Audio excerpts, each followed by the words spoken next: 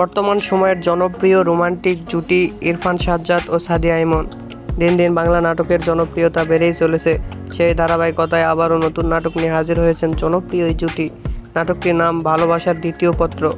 এই নাটকটিতে অভিনয় করেছেন বর্তমান সময়ের আলোচিত অভিনেতা ইরফান সাজ্জাদ ও আলোচিত অভিনেত্রী সাদিয়া ইমন। এই নাটকটি রচনা ও পরিচালনা করেন জুবাইর ইবনে বকর। নাটকটি খুব শীঘ্রই আরটিভির ইউটিউব চ্যানেলে প্রকাশিত হবে। আপনারা দেখতে চাইলে অবশ্যই আরটিভির ইউটিউব চ্যানেলে চোখ রাখুন এবং নিয়মিত নতুন নতুন নাটকের আপডেট পেতে হলে অবশ্যই চ্যানেলটিকে সাবস্ক্রাইব করে রাখুন। পরবর্তী ভিডিওর জন্য অপেক্ষা করুন।